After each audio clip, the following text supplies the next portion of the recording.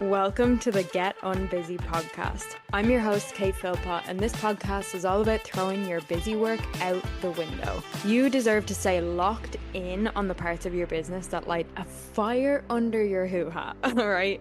The passion-driven freedom lifestyle, not being glued to your laptop every waking minute of the day. It's time to build a business that works for you, not one that works you into the ground. So, let's get unbusy, shall we? Hello and welcome back to the Get Unbusy podcast. I'm Kate Philpott, your host, and today I'm going to be talking to you about what I am doing in Q4 to make next year easier to manage. This is a big topic because I've noticed with a lot of people who have really pushed this year, myself being one of them, of course, with the summit, I got to the final quarter of the year and I was like, well, I don't just want to do nothing. But I did just have to take a look at everything and be like, I might not be launching a whole new initiative, a whole new project, doing a whole new thing or a new launch, but like, what am I going to do so that for next year I am so beautifully set up to just fucking kill it? So with that in mind, I'm going to tell you exactly what I'm going to be doing. So essentially, and it took me some time after the summit, I was really not sure about what my next steps were because I had put so much into that, and I was like, what actually comes next, because I'm tired. And so I did a lot of reflecting, and I was like, okay, well, one thing's for sure. During my prep for Now That's a Membership Summit, I had a lot of things that kind of were infiltrating into my schedule and my mind, and that were kind of not distracting me, but they were causing distractions. Like, they were distractions from the main things that I was to put my main focus into.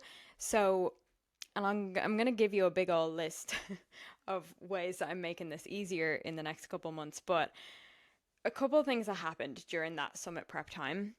Number one, I had a huge influx of one-to-one clients through my job doing accountability coaching with Lifehack Tribe. So I went from 0 one-to-one clients to 15 one-to-one clients. And while I only get on 2 25-minute calls with those clients, with each client a month, I was spending a lot of time responding to messages, prepping for calls, writing up notes after calls, onboarding those clients, because there's like 9 different steps to bring each client through. Just a lot of stuff around the management of clients. And if something seems like, oh, 2 25-minute calls with each client a month is like an hour of work a month. Less even, but let's just add some buffer and give it an hour. An hour a client a month, okay, 15 clients, grand, that's 15 hours. I'm telling you now, I was working way more than 15 hours for those clients. So something wasn't quite adding up there because of what I mentioned. So a lot of these things were just taking up more time and mental capacity than they even really needed to. And one thing was being less of a perfectionist around call prep. So, for example, now, and I have more now, I think I've just surpassed 30 one-to-one clients. I am not doing 15 whole minutes of prep for a call, for every single call, when I've got like 7 or 8 calls that day. That adds up fast. I will do 2 minutes, and if it needs extra time, I'll do 3. The extra 12 or 13 minutes of prepping time is not the thing that creates a better result for the client. It's me being more present and having more energy to be with that client on that call and give them my everything. So you really have to weigh up these things. Like, when you go and over prep for things, where is that coming from? Is that coming from a place of proving energy? Is it coming from, because I would be honest, like for me it was. I was never really a huge person for having loads of one-to-one clients. So it was definitely like, well, it was an expansion, we'll say, of, Kate's new identity. But yeah, I kind of just got on and I was like, what am I trying to prove by being so beautifully, perfectly prepared for these meetings? And just for context, the preparation was about going through our messages since our last meetings and pulling up the wins and like learning lessons for each client. I have a GPT that does that for context. So why was I going in and like making sure everything was worded perfectly and all that? Didn't make sense. So that was definitely something that needed to change. Just the perfectionism around it. And when I saw how much I was being a perfectionist around that, it did also open my eyes to like, what else am I being a perfectionist about that I've allowed to slip through the cracks that like I'm not actually aware of in the day to day or the week to week. So that's an interesting note, and it's something to definitely take a look at your situation right now and think about. Another thing, when I was preparing for hosting the Now That's a Membership Summit, I also found it really difficult to keep up with regular marketing emails, or not even marketing emails. That makes it sound so heavy or something. Nurture emails. Like, people are on my email list and I'm just abandoning them for months or weeks or whatever it is. And I will tell you now that Spice 52 sequence would have been a game changer. So for context, if you are not aware of that strategy that I teach, it's essentially getting your email list set up so that if somebody joins your email list, there is a 52-week email sequence that they get put through. That keeps them, well, that warms them up. It's a nurture, it's full of value, warms them up once a week for an entire year. Is it a big old thing to set up? Yes. But having that in place means you technically never have to write a nurture email again.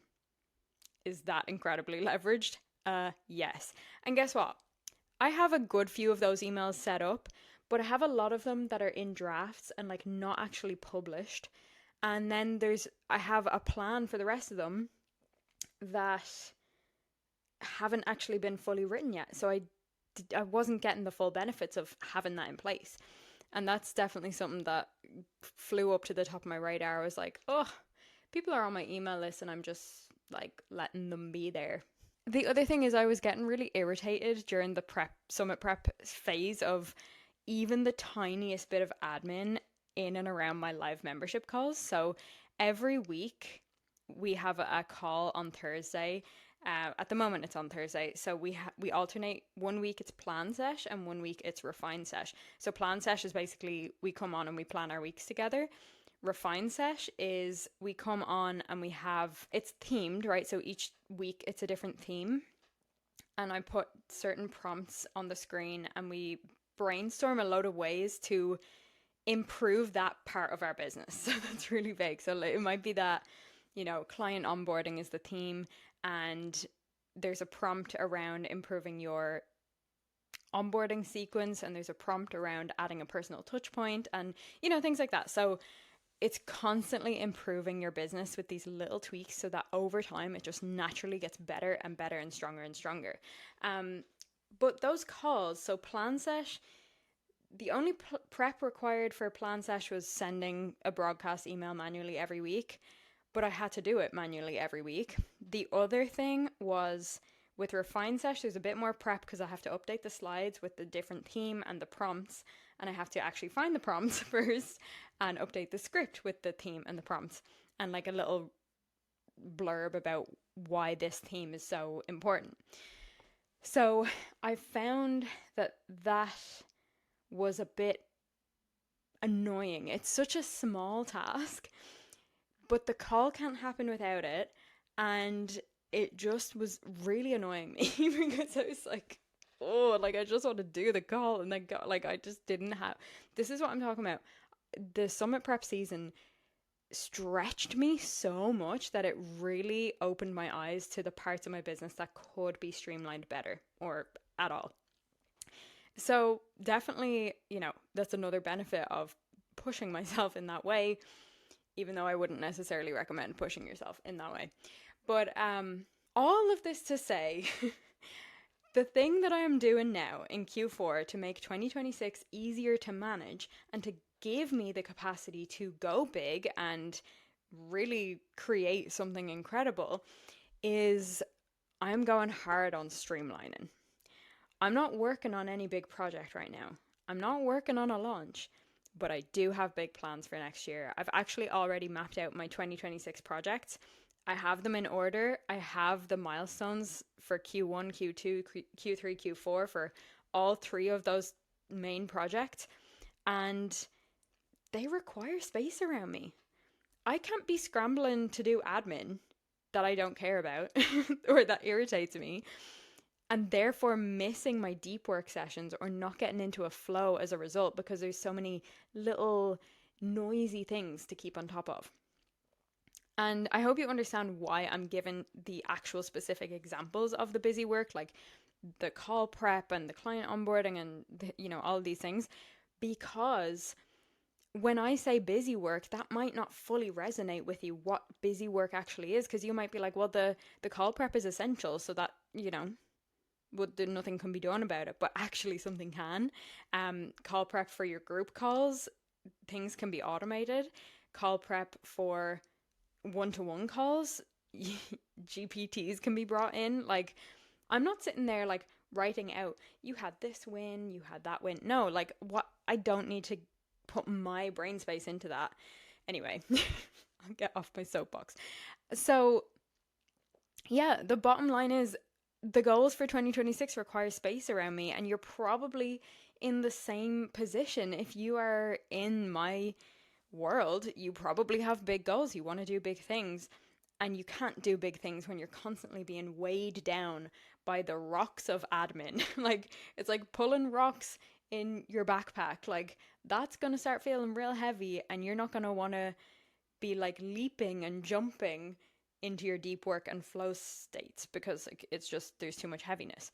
So it really just goes back to, would you rather get to the end of the year, and I'll say the end of the year as in the end of 2026, and have replied to every email and DM that you've been sent within a few hours, but never really getting through your deep creative work? Or would you rather have created something incredible, like written a book or hosted a summit or relaunched a brand new version of your membership, while missing a couple of emails here and there? I know where I would rather be.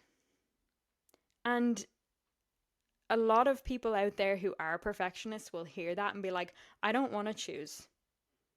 I want to do both. I want to do the deep work and keep on top of the messy stuff. And that is totally fine, but just you will also come to me pretty soon and be like, I'm so overwhelmed.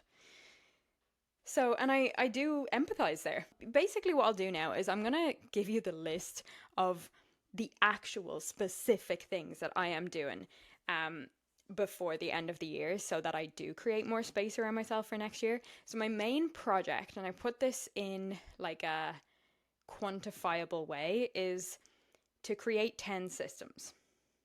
Okay, so what does that mean? The things that I'm working through, there's a few that are client management, there's a few marketing, and there's a few operations. Some of them are related to the same thing, and they're just broken out into like separate tasks. But yeah, so here's the list.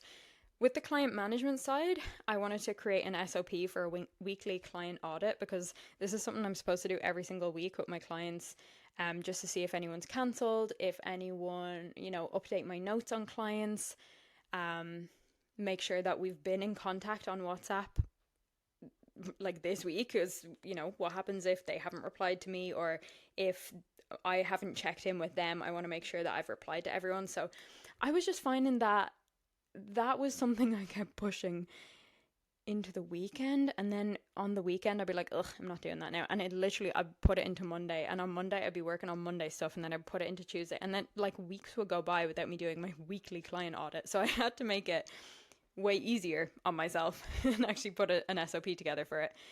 Create an SOP for client onboarding. Like I said, there are multiple steps for me to onboard my one-to-one clients.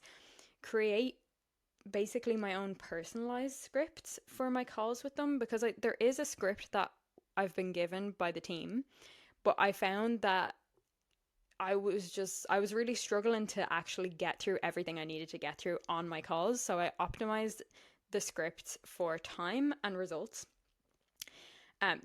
Those three things are already done. The next ones are not done yet. This next one is not going to make any sense to you. Create a GPT for bootcamp clients in Lifehack Bootcamp. for the week to week update that assesses like their level, because basically I have to update the team on what level the client is at in terms of like, are they a bit of a red flag, like they haven't really been in contact, are they absolutely killing it, are they just kind of coasting, like what's going on with them. So that's like one of the next things on my to-do list. Create a client celebrations GPT so that I can celebrate my clients in the Lifehack Facebook group, because my clients are fucking killing it, and they deserve that recognition. But whenever I go like, oh, it's time to celebrate my clients in the Facebook group, I'm like, oh, how am I even going to word this post? Wouldn't it be great if I could just put in either the screenshot of their win, them telling me the win, or just put into a GPT, this is what my client achieved this week, and then it formulates it into a Facebook group post. So much easier. Okay. Then we're on to marketing. So a big piece, like I already mentioned, is the Spice 52 sequence. I have also kind of fleshed out that strategy so that there's 4 phases. I have most of phase 1 done, but there's some tweaks I need to do. So one thing I'm doing is completing phase 1 and completing phase 2. And that's like the main success metric for me overall. If I can get the thing half finished by the end of the year, I already know that there's like 26 emails that will be nurturing my clients on an ongoing basis, like 26 weeks of emails. That is so good. Like, that is incredible. Someone joins my email list for whatever reason or however they found me, and they get 26 weeks of nurture emails. Fantastic. I will finish it phase 3 and 4 in Q1 probably, or whenever it is, 2020, next year anyway. But at least it's not all going to happen at the same time, because there's other parts to that it's basically like other things that I want to automate that will end up being a distraction if I leave it all until next year. So I definitely want to do that. And then the other marketing thing is script and record a pre-roll, mid-roll, and post-roll for like little promo things for the podcast. Hello, you're hearing this before it happens, but you will hear those on the podcast, because I think that's definitely, I feel that I do people a disservice by not inviting them into my offers enough. Work Smart Academy, my productivity membership, is the most incredible productivity membership for online coaches and creative entrepreneurs. It is so intentionally designed, and I have not invited you in there enough. If you are not in there and you are a coach who is overwhelmed, you are massively missing out. And that's something that I'll put my hands up and say, that's on me, because I haven't even told you enough about it. So wouldn't it be great to have like something already recorded that I can just easily put into the podcast episodes so that it does that without me having to think about what I'm going to say each time? Because guess what?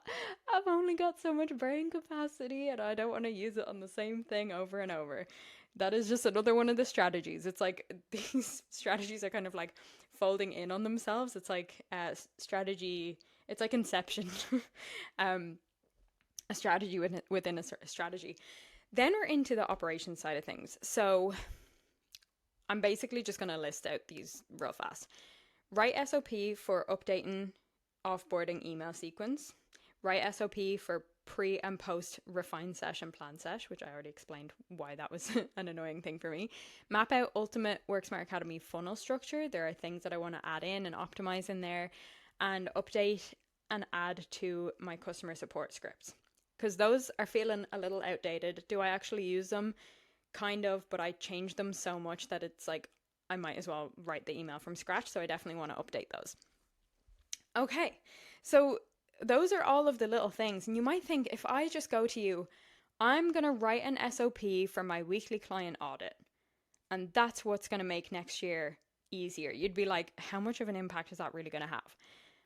And that's the thing with systems. It's not really about the big things. It's about all of the little things and optimizing the little things. And that's when you realize, holy crap, I have so much more time because those little things are optimized, and I don't have to spend my limited brain capacity thinking about keeping on top of a million little things.